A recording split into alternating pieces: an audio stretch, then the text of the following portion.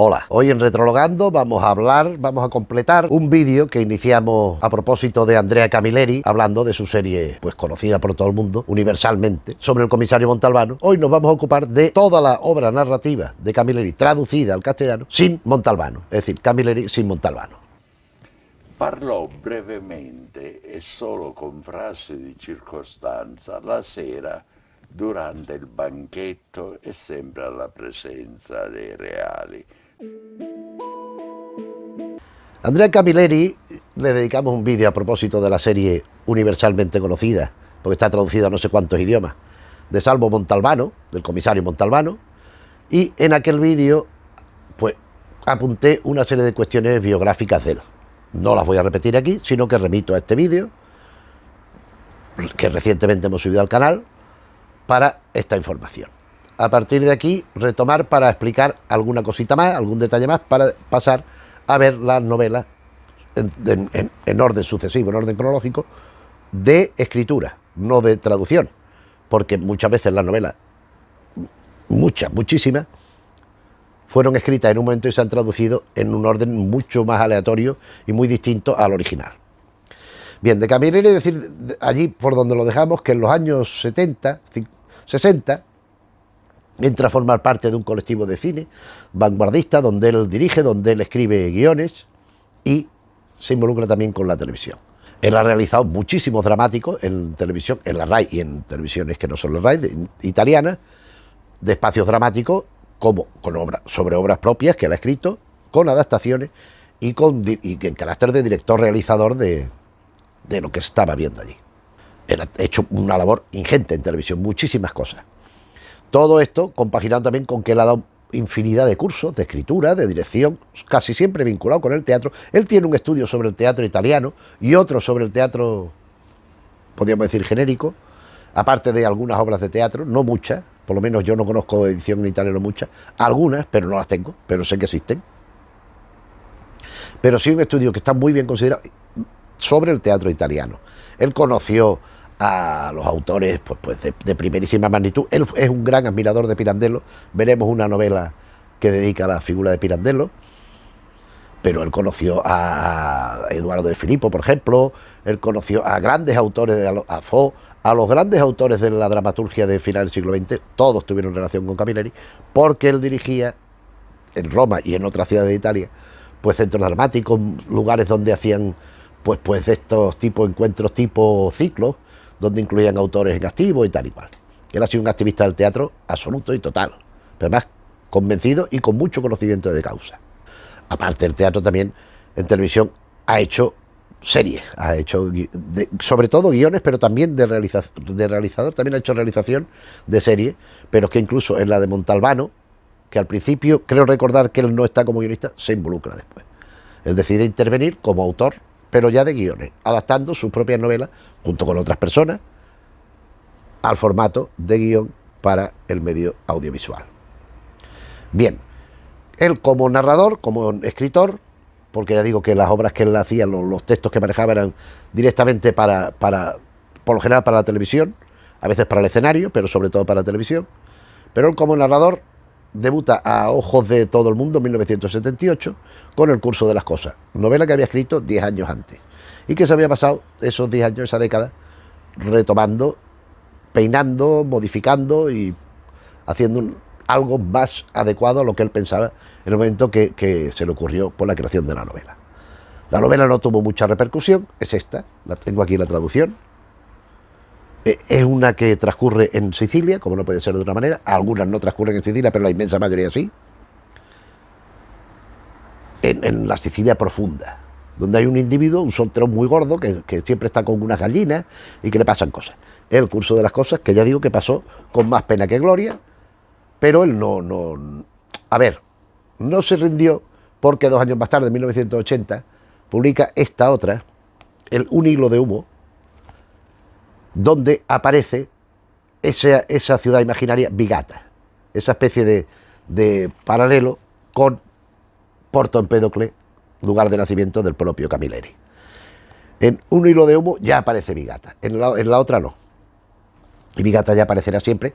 En algún caso también digo, es una excepción, algún lugar que no es Vigata, pero lo excepcional. Lo normal es Vigata, como donde transcurre toda la inmensa mayoría de la acción del comisario Montalbano, porque es el lugar que él crea para sus ficciones, para sus narraciones.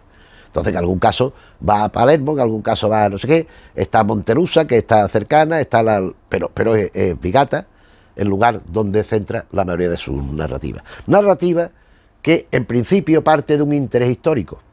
Él ubica muchas de estas novelas, como esta que acabamos de ver, Un hilo de humo, y muchas de las que veremos, en un contexto pretérito, histórico. Él conoce algún hecho, porque es un hombre muy inquieto. Andrea Camilleri es un hombre muy inquieto, está constantemente indagando, leyendo, viendo prensa de hemerotecas, no de la actualidad, sino que también, pero del pasado. Entonces, libros de historia, manuales, todo. Era un lector empedernido. Entonces él descubre ciertas cosas que le fecundan, y bien, porque él hace una narración de los hechos históricos concretos, sorprendentes, insólitos, pero que fueron así, o bien, a partir de un dato, él crea su propia ficción, su correlato inventado a aquello que sucedió para justificarlo, para darle una explicación, o sencillamente porque le parece pintoresco, entonces le parece divertido y hace una novela. Hay novelas de tipo histórico. También veremos que hay otras de carácter policíaco sin Montalbano. Después también veremos otras de carácter más lúdico, sobre todo vinculado con la cuestión del sexo, de las relaciones sexuales entre hombres y mujeres y tal, porque él era un heterosexual. Entonces él, aunque en algunas aborda el tema de la homosexualidad, por ejemplo, en algunas de Montalbano, pero por lo general en las otras que no son de Montalbano no va por ahí. Es un gran admirador de la mujer como ser humano, como persona inteligente, la valora muy por encima del hombre, algo que no es nada particular ni nada sorprendente, porque cualquier persona con 2 dedos de luz en general coincide con esto. Pero ya digo, él arranca de una pretensión conseguida por otra parte, de más o menos una motivación de novela histórica, y ya va desviándose en ramificaciones. Y después me deja para el final unos textos que no son de narrativa, pero que ya llegaremos a eso. Dentro de esta Vigata histórica, la temporada de caza, que es la que ya empieza a hacer que Montalbano, iba a decir, que Andrea Camilleri sea reconocido como un gran novelista. Vigata, en época antigua, igual que lo es la ópera de Vigata. Yo tengo estas ediciones que son las que en su momento pues había. Ahora supongo que habrá reediciones distintas, pero estas son las que salieron en su momento. Que esto es una ópera que sucede en Vigata, hace un Palacio de la Ópera, y se estrena con una ópera centrada en una historia transcurrida en Vigata tiempo atrás. Entonces, la comunión del presente con el pasado. Dentro de esta vinculación histórica, hay las que son, en todas hay siempre un gran sustrato de humor, hay un gran sentido del humor en toda la narrativa de Camilleri, pero hay algunas que son auténticas, no sé cómo decirlo, porque es que no son bromas, no son comedias, son novelas divertidas, son novelas humorísticas, son novelas que hacen reír. Pero algunas centradas en el pasado, otras menos, pero como por ejemplo La concesión del teléfono. Esta es una de las cosas más descacharrantes que se pueden encontrar. De un tipo, todas las peripecias que tiene que ir haciendo para que le pongan el teléfono. En su casa, cuando empezaba a ver teléfono por allí. Y todo lo que le va pasando. En fin, es un cachondeo. Esto es una de las novelas. Esta novela, yo creo que es la primera que yo leí de Camilleri, porque me la recomendó un amigo, Antonio Dechen, el gran actor Antonio Dechen, me recomendó la novela porque él se la compró en una estación de tren, tenía que hacer un viaje pues, más o menos largo, no llevaba lectura y se compró este libro. Pero como podía haber comprado otro. Sabía quién era Camilleri, le sonaba y se la leyó. Y me dice, Adelardo, es tan divertida, es tan graciosa, y es que es todo eso y más. La concesión del teléfono. La concesión del teléfono para mí es la inaugural de Camilleri, es la primera novela que yo me leí de él. Después ya también vamos encontrando siempre esa perspectiva histórica. La concesión del teléfono no, pero de las otras sí, en su vinculación política, de consecuencias políticas y sociales, en la actualidad también. Por ejemplo, es decir, el movimiento del caballo. El movimiento del caballo resulta que es un individuo, un funcionario de alto rango, estamos hablando de esto que puede suceder en los años 20 a lo mejor, que es muy importante en la administración de la ciudad, tal. Pero allí, en Bigata, están establecidas allí las personalidades inmóviles, que eso no lo tira ni un huracán, ¿no? Que está el alcalde, está el cacique, está el cura, está el otro, que tienen sus parcelas de poder y de las que no se separan, se aferran a la poltrona como...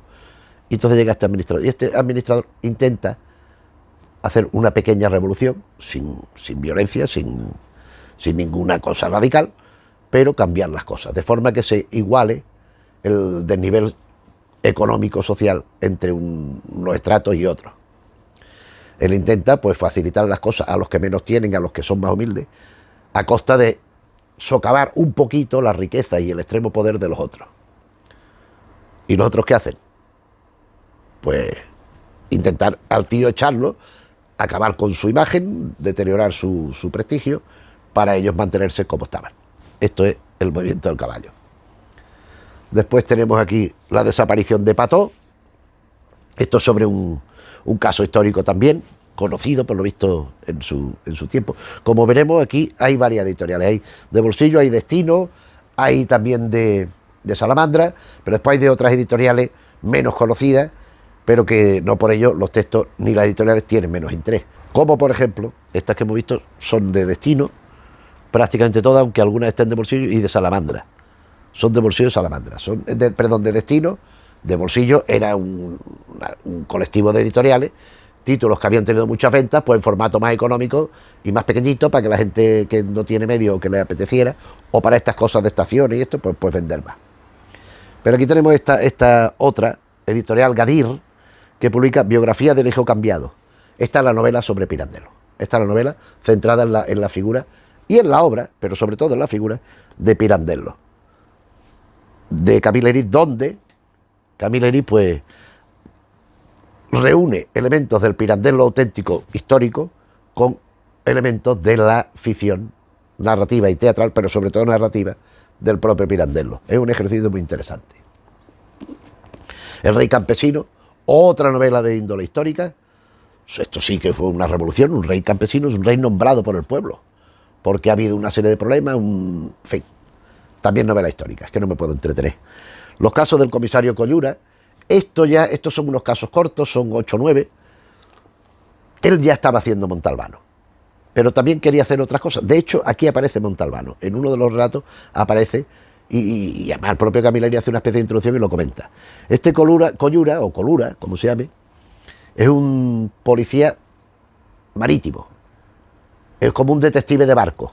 Él va en un barco y pasan cosas en el barco, hay un robo, hay un asesinato, no sé qué, y lo tiene que investigar este comisario Collura. Esto es lo que esta entrega. Son historias cortas. La captura de Macalé, otro momento histórico recreado por Camilleri. Seguimos con Privado de Títulos, donde Privado de Títulos es que no se le ha podido otorgar un título a una persona porque ha fallecido. Pues esto en la Vigata de los años 20, pues falleció un fascista el primer fascista, el mártir fascista por excelencia, que supuestamente murió a manos de un comunista, que después se desvela que no es verdad, pero aquel fascista pues murió anónimamente. Entonces es el reconocimiento que se le quiere hacer y la argumentación en pro y en contra que va sucediéndose y demás. La Pensioneva, esta también es de cierto carácter histórico, porque está basado en unos recuerdos personales del propio Camilleri de cuando era niño. Y es una cosa que está bastante bien. Aquí, esta es la primera, El beso de la sirena. Esto es una trilogía, esta es la primera novela, sobre eso que hablamos de relaciones sexuales y tal, pero con una vertiente mítica, podríamos decir, con una desviación hacia lo legendario. El beso de la sirena es la primera. Iremos diciendo las que pertenecen a la trilogía, porque en medio hay otras porque no se han publicado en italiano, me refiero, en orden consecutivo. Entonces en medio había otras, como por ejemplo Las ovejas y el pastor, que esto alude a un religioso de alto nivel, pero que es muy querido por el pueblo, es muy empático con la gente, tiene una enfermedad. Entonces y por lo visto está basado en un caso histórico, como tantas cosas que vamos viendo por aquí. Hay unas monjas que deciden sacrificarse, 10 monjas, para que se salve la vida del pájaro aquel, en fin. Después tenemos aquí El color del sol, El color del sol, que es una recreación de la figura de Caravaggio, parte de Camilleri, gran pintor y asesino. Después tenemos El guardabarrera, que es la segunda novela de la trilogía. Después del beso de la sirena viene El guardabarrera. Aquí tenemos El traje gris. Y concluimos la trilogía con La joven del cascabel, que es la más fantástica de todas. Es un caso aparentemente de bestialismo, porque la joven del cascabel se transforma en cabra y es un cabrero. Y la relación del cabrero, y que está siempre solo en la montaña y tal, pues todo lo que va volcando en esa cabrita tan bonita y que le mira con esos ojos y que tal y que igual, que termina siendo, mediante una transformación, la muchacha del cascabel, porque él lleva el cascabel que lleva la cabra. Entonces, bueno, proseguimos con El cielo robado, de Gato Pardo Ediciones, una editorial. Esto resulta que es parte de una anécdota real. Parece ser que Jean Renoir, grabando en Sicilia, le robaron, se quedaron sin dinero, lo acogió un campesino, lo estuvo allí, a él, a Renoir y a otro. Y entonces Camilleri pues inventa una trama a partir de aquí.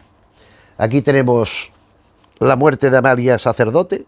Esto fue Premio Internacional de Novela Negra Real, segundo premio. Esta no es una historia de Montalbano, es una historia magnífica, detectivesca, policíaca, pero donde no aparece Montalbano para nada. Hay otras personas que han ganado este premio con personajes archiconocidos y poniendo el nombre del personaje de rigor. Es decir, Dona León, pues ha presentado anónimo, porque esto se presenta anónimo, se presenta con plica, tienen que valorar la novela sin saber quién es el autor, y es protagonizada por el comisario Brunetti. No hay que ser ingeniero de canales, caminos y puertos para deducir a quién corresponde esa novela.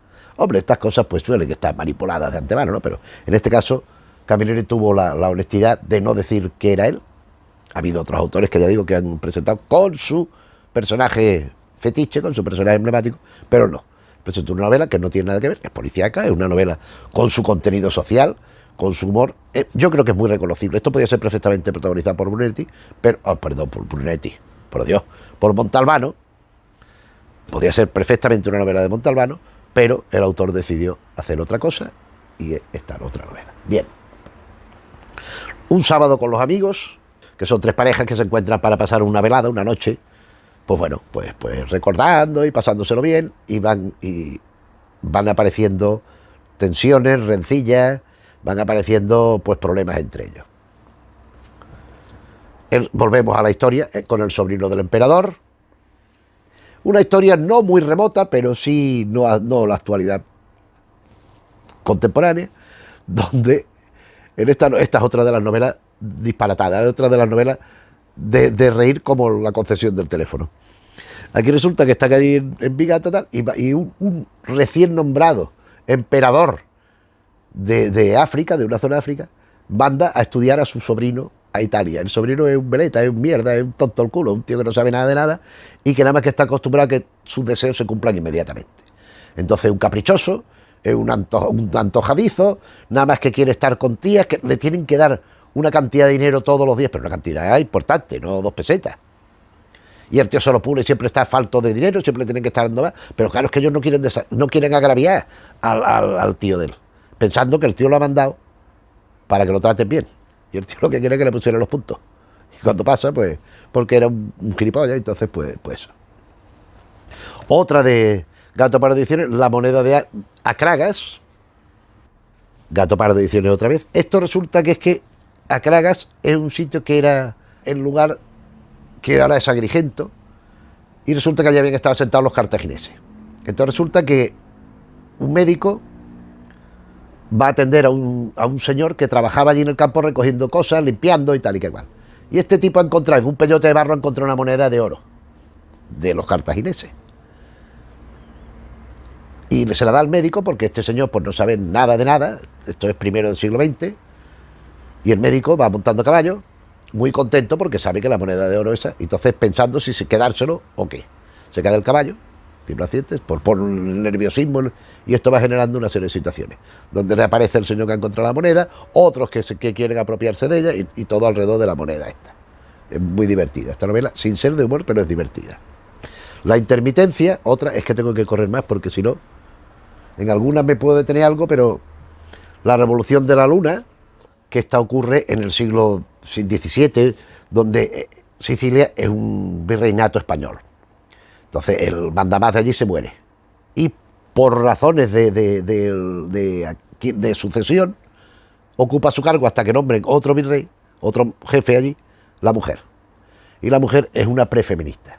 Es una mujer que pretende que los derechos de la mujer pues sean atendidos, que tengan una libertad mayor, que no sean tan reprimidas por los hombres. Claro, esto es una revolución. Entonces, hasta lo que va sucediendo, esto es lo que ella va proponiendo. Muy inteligente esta novela, como casi todas las de él. La banda de los sacos, otra historia de carácter, podríamos decir, policíaco, vinculada con la mafia, la sempiterna y omnipresente mafia en Camilleri, siempre está por allí también. El caso Santa Marina, 3/4 de lo mismo. Otro caso policíaco, bueno, en este caso no tiene tanta importancia la mafia, pero sí es un caso policíaco. Ya nos vamos acercando a Mujeres, una reflexión literaria a base de relatos sobre ese idilio de Camilleri con las mujeres, esa admiración sin reserva, ese entusiasmo que siempre he sentido por el sexo femenino, pues se ve en este libro. Cómo la crítica irónica y el sarcasmo más acerado en contra de la incultura, en contra de las recomendaciones, de la influencia excesiva en manos de quien no lo merece, y que en definitiva nadie lo merece del todo, pero sobre todo los menos cultivados, los más tontos, y que muchas veces por cuestiones que proceden del pasado, por herencias recibidas, por cargos heredados, por cosas de estas, pues detentan un poder que ni les corresponde ni saben cómo ejercerlo. Y esto es el homenaje. Esta es la cosa más divertida que yo he leído en muchísimo tiempo. Esto es una cosa tan graciosa que es un individuo que le quieren hacer un homenaje, entonces hay quien le quiere poner un título, otro título, quieren poner una estatua, quieren poner el nombre en una calle, y como cada vez le quieren añadir más cosas, la cosa se va eternizando, después los detractores, pero la gracia está en todo el proceso. Lo que le quieren poner, que incluso le quieren poner cosas que uno escrito extensísimo, con una falta de ortografía y de coordinación espantosa, y el que lo está leyendo allí no sale de su asombro del nivel de incultura y de bestialismo que hay allí, ¿no? En fin, es una cosa. No me toques. Esto es una mujer muy, no me acuerdo si era escritora, dice que va a escribir un libro muy bien considerada tal, y de pronto desaparece. Entonces hay un policía que tiene que averiguar, es una novela de índole policíaca también, que tiene que averiguar si ella es que se ha querido quitar de medio, ha querido voluntariamente desaparecer, o se trata de un secuestro, y qué ha condicionado esa situación y cómo se ha llegado a esto. Parece ser que la última novela en orden cronológico que él escribió es Kilómetro 123. Kilómetro 123 de una vía muy importante, de una carretera muy importante, romana, de Roma, es una excepción dentro de... donde parece ser que hay, al principio, una chica llama a uno por el móvil no lo coge, de pronto ven el coche abandonado, piensan que ha sido una desaparición, pero de pronto hay un tipo de allí que lo ha visto, y que ha visto que era un intento de asesinato. Otra trama policíaca.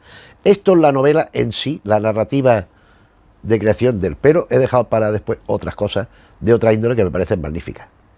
Como todo lo de él, es que yo insisto, es que a mí es un autor que me despierta una admiración incuestionable, o sea, incondicional. Es que a mí me parece de los 2-3 mejores escritores que hay, es que, bueno, que acaba de fallecer, pero que es que no, es que es una maravilla.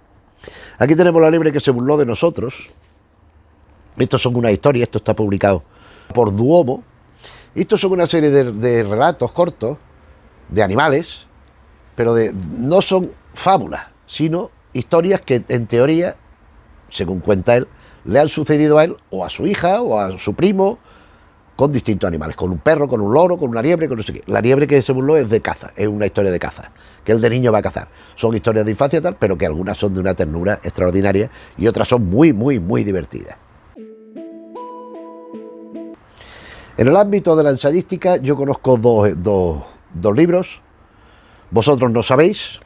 Esto es un tratado real, auténtico, extraído de la más pura y simple existencia auténtica sobre la mafia. Esto es a modo de diccionario. Esto resulta que fue que detuvieron a un jefe de una organización mafiosa muy importante y empezaron a surgir cosas de cómo actuaba la mafia y, sobre todo, de los Pizzini. Los Pizzini son esos mensajes que se van dejando para ecuacionar, para hacer tal. Entonces, Camilleri, a partir de esa investigación, de ese juicio, y de lo que fue saliendo en prensa y de lo que él mismo fue indagando, y de los Pizzini, esto sobre todo, él recopiló un montón de Pizzini, de un montón de gente, hace esta especie de diccionario.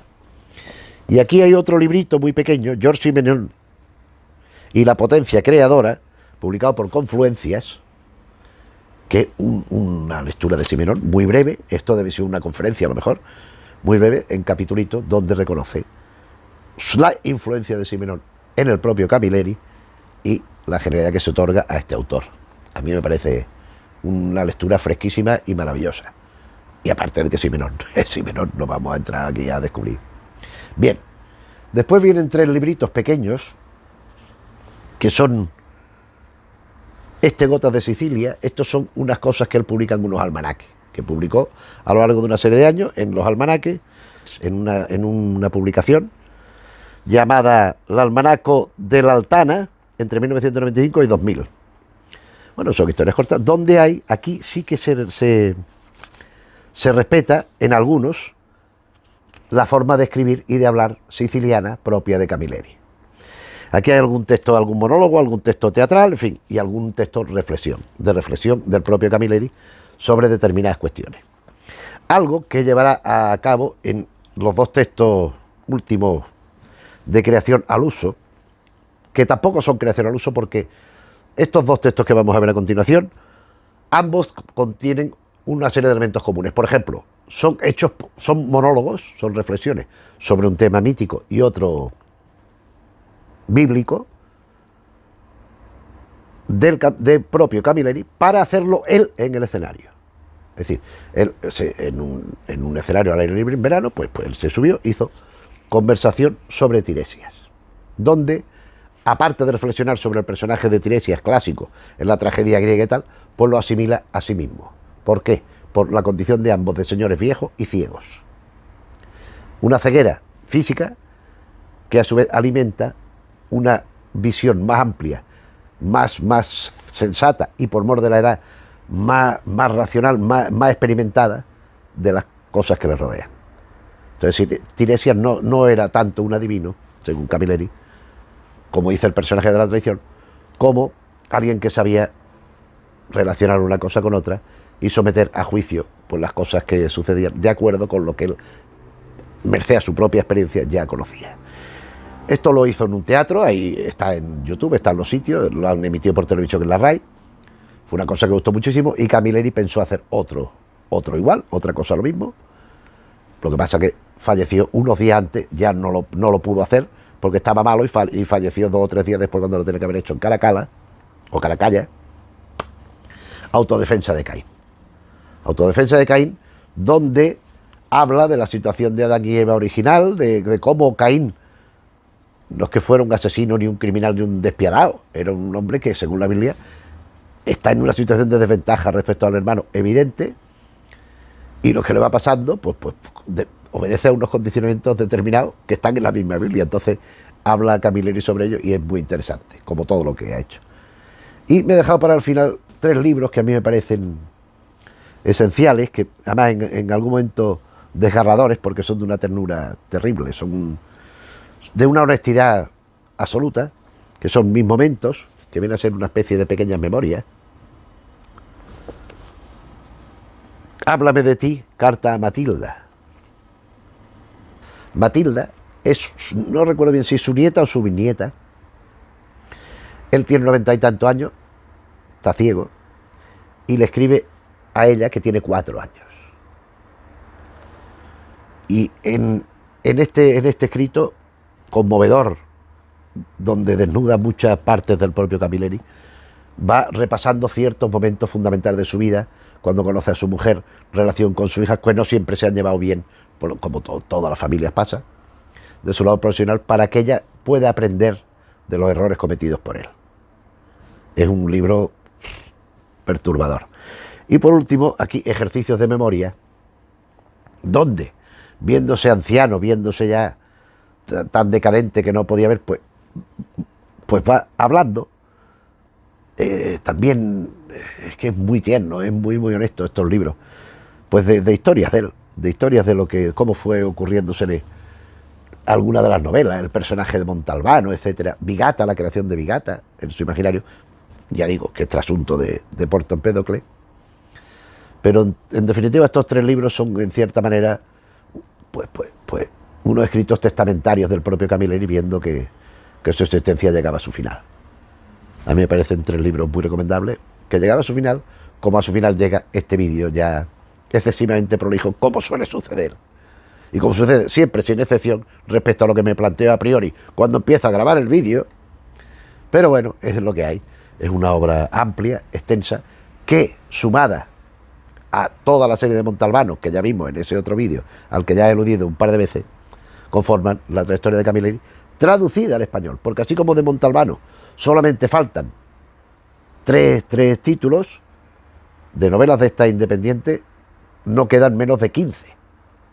Camilleri ha publicado más de 120 libros, 120 novelas y libros de este tipo.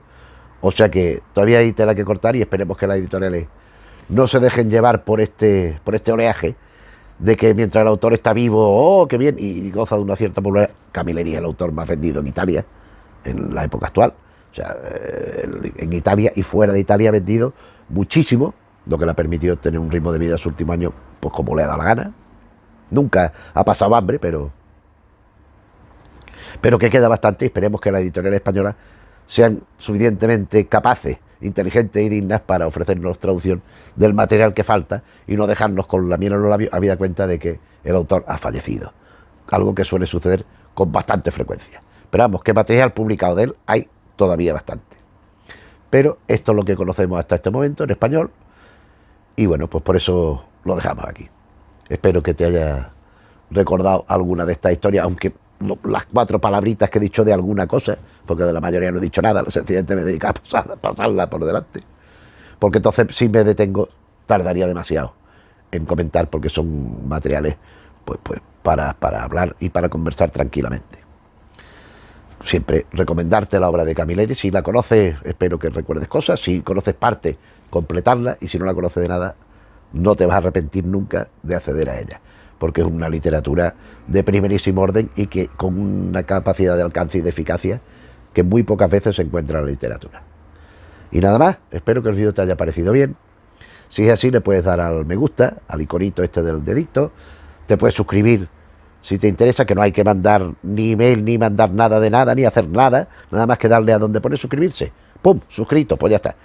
Si piden email, si piden tarjetas de crédito, si piden dirección postal, si piden, pues falso, mentira podrida. No hay que hacer nada más que darle al botón de suscribirse y ya está suscrito. Y como YouTube nos exige a los que hacemos este tipo de cosas que tengamos una serie de suscriptores, pues siempre nos hace falta, y por tanto agradecemos que lo hagáis, así como que le comentéis a amigos vuestros, a familiares, a compañeros de trabajo, a gente con la que vais en el autobús todos los días y os tratáis así, nada más que a todo el que se os ocurra en el bar. Pues si conocéis gente a la que le pueden interesar todas estas cosas que hablamos en el canal, pues igualmente agradecemos que le habléis de la existencia del canal, para que puedan suscribirse y ayudarnos. Pues nada más, gracias por la compañía, un saludo.